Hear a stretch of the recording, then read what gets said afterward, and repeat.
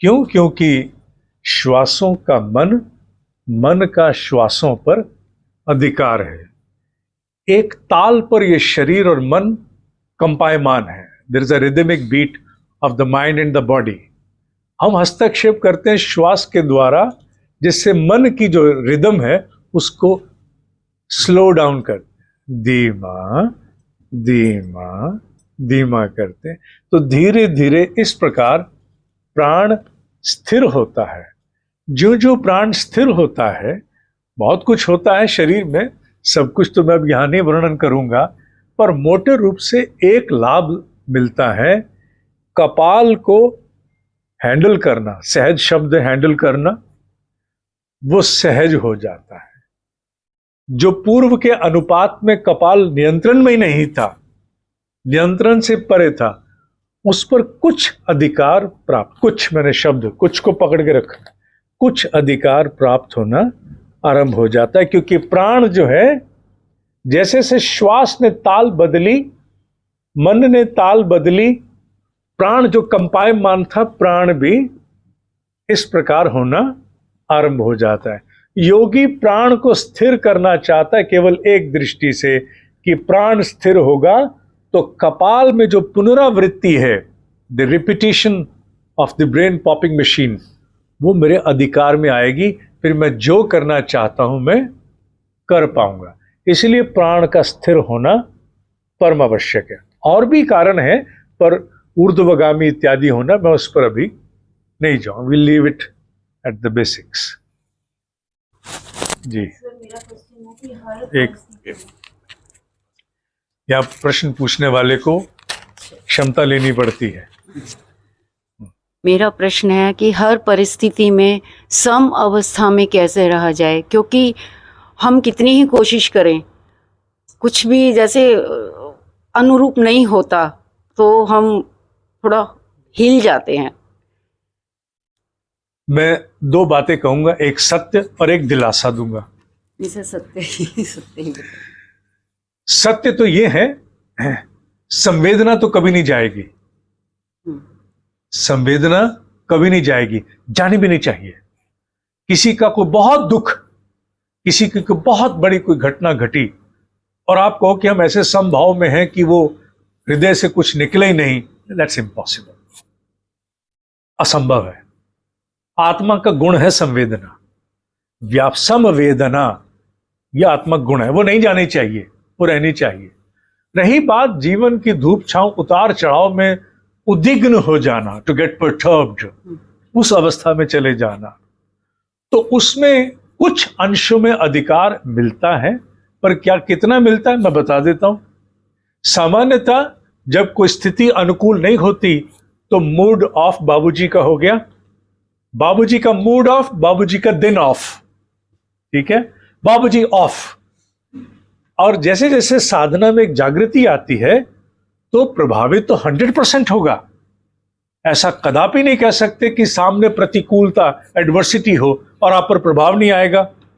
अगर कोई कहता है तो फिर वो इस लोक का नहीं है, मेरे तो नहीं सोच सकता। प्रभाव आएगा, पर it will not be long lived, it will be short lived. पहले एक दिन लगता था संभलने में, अब आधा घंटा लगता है या 15 मिनट लगते हैं। 15 मिनट के बाद आदमी अपने आप से कहे अरे गोली मार, चल आगे चलो, तो ये परिवर्तन आ जाएगा। पर ये परिवर्तन एक दिन की उत्पत्ति नहीं है। लंबी साधनाओं से आपके पास वो क्षमता आ जाती है कि जितने भी उतार चढ़ाव हैं वो अपना प्रभाव तो 100% छोड़ेंगे, but you will endure and come out after a short passage of time. 15 minute, आधा घंटा बहुत हो गया तो 1 घंटे में आपको कि हो गया ना, अब चलो आगे बढ़ते हैं। तो इसी को सिद्धि मानना। कोई पूछे सिद्धि क्या है, ये सिद्धि है। प्रतिकूल परिस्थितियों से मनस्थिति का उभर के आ जाना, यही सिद्धि है। बाकी और कोई सिद्धि है नहीं, और कोई सिद्धि नहीं। बहुत दुख है, तो धीरे धीरे ये होगा, पर संवेदना नहीं जाएंगी, संवेदना रहनी चाहिए। एक बार तो अफेक्ट होंगे ही, हम होना चाहिए। जीवात्मा है हम शरीर में हैं, हमारा नाम है, रूप है, पहचान है, लोगों से गुते हैं हम, क्यों नहीं होना चाहिए? किसी ने बुरी बात कही, कड़वी बात कही, गलत किया, तो क्यों नहीं प्रभावित होंगे हम? हमें होना भी चाहिए, पर कितनी देर तक, कितने समय में उभर के आ जाएं, ये महत्वपूर्ण है। समझ में आई बात? और जो ये कहते हैं कि बिल्कुल प्रभाव नहीं पड़ता है, खैर मैं अपनी कहूं तो मुझे तो पूरा पड़ता है। हाँ सर, यही मेरा क्वेश्चन था कि लोग कहते हैं कि अब वो महासिद्धों की बात छोड़ दो। हाँ, कि ये सुनते जो रहते हैं लोग ये आजकल बहुत कहते हैं कि ज्यादा। हम पर नहीं पड़ता है, तो उनको आप समझ लो ये ब्रह्म ज्ञानी महासिद्ध है। तुम सामान्य व्यक्ति के सामने बैठी हो, सामान्य व्यक्ति तो यही कहेगा कि उसको प्रभाव पड़ता है, और प्रभाव, हाँ, प्रभाव शॉर्ट लिव्ड होता है। वो गीता में है ना, सम रहना चाहिए। हाँ, मतलब दोनों। और जो सर रिएक्शन को कैसे कंट्रोल, रिएक्शन को कैसे कंट्रोल है? देखो ऐसा है, जहां तक प्रतिक्रिया की बात है, प्रतिक्रिया की बात, प्रतिक्रिया मनुष्य की स्वाभाविक है कि पूर्व की वृत्तियों पर आधारित होती है। पूर्व की वृत्तियां जिस रूप में गुथी हुई हैं, वैसी प्रतिक्रिया मनुष्य देगा। पर जैसे जैसे बीजरथ धारक क्षमता बढ़ती है, एंड्योरेंस, तो प्रतिक्रियाओं में परिवर्तन आता है। पहले एंड्योरेंस बढ़ेगी, प्रतिक्रियाओं पर अधिकार बाद में आएगा, एकाएक नहीं आ सकता। यह कोई किताबी ज्ञान नहीं है कि जिसे हम कहें कि अपनी प्रतिक्रियाओं को आज बदल दो। व्यवहार में ऐसा संभव नहीं है। जैसे जैसे मेरी प्राथमिकताएं जीवन की बदलेंगी, मैं आध्यात्मिक होता जाऊंगा, बार बार गिर करके उठना जानूंगा। हाँ, अध्यात्म का एक गुण और तो बताना भूल गया। अध्यात्म का एक गुण कौन है? अध्यात्म का एक सबसे अच्छा गुण यह है, आध्यात्मिक व्यक्ति वो जब से अच्छा है जिसके पूरे शरीर पे पट्टियां बंधी हुई हैं। पट्टियां बंधी हुई हैं, हाँ, उसको बहुत चोट लगती रहती है, पर उसकी पहचान है क्या? वो चोट लगती है, उठ खड़ा होता है। दूसरा व्यक्ति चोट लगती है, वो बैठ जाता है, टूट जाता है। आध्यात्मिक नहीं, वो चोट खा खा के, पट्टियां लगा कर फिर खड़ा होना जानता है। उसकी भीतर की क्षमताएं इतनी विकसित हो जाती हैं, चोट खाना और उठना उसका जीवन हो जाता है। चोट भी खाएगा और सामान्य भी हो जाएगा। क्यों? क्योंकि उसकी प्राथमिकता बदल गई, जो एक लंबे समय में होता है। प्राथमिकता क्या बदल गई?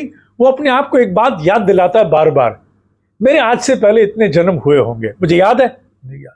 कब किससे मेरा क्या क्या झगड़ा हुआ होगा, मुझे याद है? नहीं याद। कब किससे मेरे कौन कौन से विवाद हुए होंगे, याद है? नहीं याद। कितना कुछ बुरा मैंने बोला सुना होगा, याद है? नहीं याद है। अच्छा, आज से 20 साल पुराना भी क्या सब कुछ याद है मुझे? नहीं, सब कुछ याद तो मुझे नहीं है। तो अब इसको याद करके कब तक ढूंढूंगा मैं? होगा क्या? कल सुबह फिर साधना में बैठूंगा या बैठूंगी, और फिर मेरे को ये बात याद रहेगी, और फिर उस समय आकर के ये बात सवार हो जाएगी, मेरी साधना भी खराब हो जाएगी।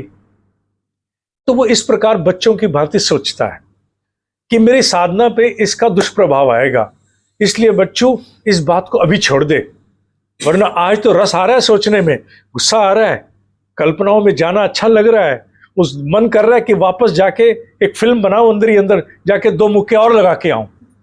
मन में मैं सब कुछ करना चाहता हूं दोबारा से। आई वॉन्ट टू रीलिव, री एनैक्ट। पर ये सब मैं अभी तो रस ले लूंगा, कल सुबह साधना में फिर ये याद आएगा।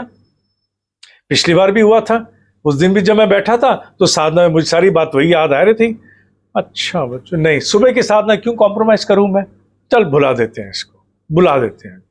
नहीं भूल रहा मुझे, तो नहीं भूल रहा, बुला देते हैं। अब वो अपने आप से लड़ रहा है, नहीं भूल रहा मुझे, मेरा मन है कि मैं अभी जो मैं इसके मुंह पे नहीं कह सका, मैं आंखें बंद करके कल्पना करूं, जाके इसके मुंह पे कह के आऊं। You try to recreate, reenact what all you were incapacitated। जब आप नहीं कर पाए तो आप मन ही मन में वो पूर्ति करना चाहते हो, क्योंकि अंततगत्वा आपको चाहिए अकम्प्लिशमेंट, तो आप वो चाहते हो, इसलिए आप अंदर ही अंदर आप और षड्यंत्र रचते हो। You connive and conspire, go on, और वो इट परपैचुएट्स, वो अंदर चलता रहता है। फिर धीरे धीरे जब उसका लगातार लंबे समय तक उसकी साधनाएं खराब होती हैं, रोज सुबह बैठेगा अनुशासन से, क्योंकि अनुशासन से तो हट नहीं सकता, मरना तो पड़ेगा, क्योंकि सुबह जब टाइम दिया है तो 3:58 पे तो मरना पड़ेगा। अब 3:58 पे उसको लगा कि पिछले कई दिनों से उसको याद आ रही है वही बातें, और वो ध्यान नहीं लग रहा। वो आधे घंटे के बाद टांग भी ऐंठ गई, कंधा भी ऐंठ गया, पीठ भी ऐंठ गई, शरीर पे जवाब दे रहा है। अच्छा, बहुत बड़ी बात हो गई तो हफ्ता 10 दिन 20 दिन साधना छोड़ देगा। कौन देख रहा है, मेरे से नहीं होती साधना, इतना मेरा खराब मन है, इतना मेरा दुख अंदर है, ये सब बकवास की बातें, कौन सा मेरे सामने कोई आ गया लेके थाली लेके आ जाएगा भगवान और अपने आप को कचोटने में उसको रस आ रहा है, कचोटता रहेगा। Then after a passage of time, after passing an interlude, उसे फिर कुछ दिनों महीनों में बाद याद आएगी, मैं उन लाखों मेल्स के आधार पे कह रहा हूं जो मुझे आती हैं, तो वो कहेगा 4 महीने हो गए साधना छोड़े, ये मेरा दिमाग खराब, क्या हुआ था? अरे वो तो पूछो मत, मेरा मन करता दीवार मिले मैं सिर मारूं, क्या हुआ था? अरे उससे झगड़ा हो गया था मेरा। और अपने आप से भी कहेगा, हो सकता है किसी और को भी कहे, उन दिनों मूड खराब हो गया था मेरा, मैं कोई संभाला ही नहीं, पर वैसे हुई नहीं, 7 दिन छूटे, 8वें दिन नींद नहीं खुली, उसके बाद मन ही नहीं किया करने का, उठा ही नहीं गया बस मुझसे, मेरी साधना छूट, इतना मजा आ रहा था, इतनी शांति थी, इतना आनंद आ रहा था, इतना रस आ रहा था, इतनी उद्गति हो रही थी, इतना सब कुछ था। वो अपने आप को कोसेगा। वो कोसना क्या है? अपनी एंड्योरेंस को अपने ही देवासुर संग्राम से तैयार करना। ये देवता असुर का संग्राम कहाँ होता है? ये भीतर होता है, बाहर तो थोड़े से असुर होंगे, भीतर बहुत बड़े असुर हैं। फिर संग्राम से जब विजयी होता है तो अगली बार फिर वो नक्की करके बैठ, नेक्स्ट डे टुमारो मॉर्निंग 3:58 मैं अपने आप को लात मार के उठाऊंगा। साधक कौन जो लात मारना जानता है? तो लात मार के अपने आप को उठा के वो आएगा, फिर से निभता है। जीवन में फिर कोई आ जाता है, उसी दिन कोई आ सकता है सामने साधना को खराब करने के लिए। तो इस प्रकार गिरते पड़ते उठते पड़ते साधनाएं इसी स्वरूप में आध्यात्मिक साधक की गति प्राप्त करती हैं, जहां वो टूटता है, बिखरता है, फिर से वापस जुटाता है अपने आप को, फिर से आकर के जुटता है, फिर बिखरता है, फिर जुटता है। धीरे धीरे वो अवस्था आ जाती है जब वो कहना शुरू कर देता अपने आप से, ये रोना तो खत्म होने वाला नहीं है, नहीं, दुनिया का ठेका मैंने नहीं लिया, ये मेरे नियंत्रण में नहीं है। कम से कम जो मेरे हिस्से का आनंद है, जो मेरे हिस्से की शांति है, उसको मैं क्यों बलि चढ़ाऊं? अब ठीक है, हो गया ना, हो गया, चलो बैठो। मन नहीं लग रहा, कोई बात नहीं, थोड़ी देर में मन लगना शुरू हो जाएगा, थोड़ी देर में मन लगना शुरू हो जाएगा। अब क्योंकि साधकों को मुझे रोज मेल भी लिखनी होती है, तो कुछ दिन नहीं भी लिखेंगे चल जाएगा। फिर कई बार होता है चलो मेल तो डाल ही लेते हैं, लिख देते हैं आई एम इन, और फिर सो जाएंगे। पर वो धीरे धीरे मन का चोटता है कि मेल पे तो लिख दिया था, पर उसके बाद तो सो गए थे। फिर और मन का चोटता है। फिर एक समय आता है जब वो अपने आप को आड़े हाथों लेना शुरू होता है। साधना किस दिन सफल जाननी चाहिए, इसका सूत्र मैं कई बार देता हूं। साधना उस दिन सफल होती है जिस दिन आपको अपने आप को अपने दाएं हाथ से, तेरा दायां के बायां, लड़की बोल तेरा दोनों है, दायां एक्टिव है कि बायां एक्टिव है? दायां। जिस दिन आपको अपने दाएं हाथ से अपने मुंह पे जोर से थप्पड़ मारना आ जाए, उस दिन समझो साधना सफल हो गई। साधना उससे पहले सफल नहीं होती, क्योंकि जिस दिन अपना हाथ अपने गाल में पड़ता है ना जोर से, उस दिन समझो कि आज उत्सव है, आज पार्टी होनी चाहिए, आज पार्टी का मूड बन गया। लोग कई बातों के लिए पार्टी का मूड बनाते हैं ना, पर आध्यात्मिक साधक के लिए पार्टी मूड उस दिन जिस दिन वो अपने सीधे हाथ को जोर से मारे यहाँ पर और अपने आप को आड़े हाथों ले, समझो अब उसकी साधना सफल हो गई। Now his priorities will undergo A transmutation. अब एक प्रत्यावर्तन उसकी प्राथमिकताओं में होगा। वो जीवन के सभी संग्राम की प्राथमिकताओं को इतना हावी नहीं होने देगा कि वो इतनी हावी हो जाएं कि वो आकर के उसकी आध्यात्मिक साधना से विमुख कर दें। उसको विमुख नहीं होगा। अब वो कहेगा अपने आप से, कोई बात नहीं, सुबह जैसे ही बैठा 3:58 पे, मन नहीं लग रहा, कल वाली सारा झगड़ा मुझे याद आ रहा है, मारेगा अपने आप को थप्पड़। अब आ रहा है ओ, तो समझो साधना अब सफल होनी शुरू हो गई। क्यों? क्योंकि उसने अपने उस प्रवाह के अपने वर्तमान पल पर अधिकार प्राप्त कर लिया। साधना का एक ही है, वर्तमान पल के प्रवाह पर अधिकार प्राप्त कर लेना, यही साधना है। और ये इसी प्रकार होती है। कोई ये समझे कि कोई अचानक से कुछ अवतरण होता है, कोई बैकग्राउंड म्यूजिक बजता है, कोई इस प्रकार की डिवाइन एस्टेसी हो जाती है, तो बेटा ये सारी बातें प्रतीति तो दे सकती हैं, बाहर के आडंबर रच सकती हैं, पर भीतर के संग्राम ऐसे नहीं होते हैं। भीतर के संग्राम तो हमेशा जब भी होंगे वो हमेशा गिरते पड़ते होते हैं। रॉकेट की तरह कभी यान साधनाओं का ऊपर नहीं जाता है, हमेशा जब भी जाएगा तो ये इस प्रकार से जाएगा कि कई बार दिवाली पे हम लोग बम जलाने जाते थे ना, तो जलाने तो गए बड़ी दिलेरी से, पर इतना डर भी लग रहा है कि बार बार उस बेचारे का अग्नि का संपर्क उसके पलीते से कराने से डर के बार बार वापस आ रहे हैं। 10 बार में बम नहीं जल रहा। तो ये मनुष्य की साधना में ऐसा स्वाभाविक होगा। असफलताएं जिसके जीवन में नहीं है वो अध्यात्म पथ का साधक ही नहीं है। जिसके जीवन में असफलताएं नहीं है, साधना का जो सिनोनिम है वो क्या है? असफल चेष्टा। जो लोग आके कहते हैं ना कि हम सफल होना चाहते हैं, तो वो कहते हैं अध्यात्म आपके लिए नहीं है। अब आप कुछ और चले जाओ, कुछ और कर लो, आप वेकेशन पे चले जाओ, आप कोई मूवी लगा लो, आप कोई और काम कर लो, अभी आप नहीं कर। क्यों? अध्यात्म उनके लिए जो असफल चेष्टा करना जानते हैं, क्योंकि there is no success in अध्यात्म। अध्यात्म में सफलता क्या है? असफलता। अध्यात्म की सफलता क्या? तो उल्टी बात आप बोल रहे हैं। नहीं, मैं उल्टी नहीं, मैं सीधी बात बोल रहा हूं। अध्यात्म में सफलता असफलता। क्यों? असफलताओं में भी चेष्टाओं में रत रहने वाला आध्यात्मिक है। जो केवल सफलता चाहता है, you can be passionate in the physical dimension. ये पैशन का जो लेना देना है ये फिजिकल वर्ल्ड में तो है, पर अध्यात्म में तो पैशन नहीं हो सकता, क्योंकि जहां एक तरफ पैशन है वहां डिप्रेशन भी है। अध्यात्म में तो you have to start as a dispassionate. अगर आप डिस्पैशनेट नहीं हो ना, सब कुछ खोने को नहीं है, तब तक आप अध्यात्म गति प्राप्त नहीं कर सकते। तो जो असफल होना नहीं चाहता वो छोड़ दिया अध्यात्म को। साहब ये तो बात हमारी समझ में नहीं आई। इसीलिए नहीं आई क्योंकि अभी आपको अध्यात्म में आना भी नहीं है। जिस दिन ये समझ में आ जाएगी उस दिन अध्यात्म अच्छा लगेगा।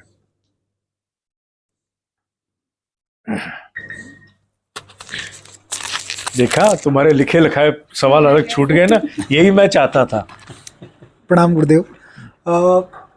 मेजरमेंट क्या है आध्यात्मिक उत्थान का?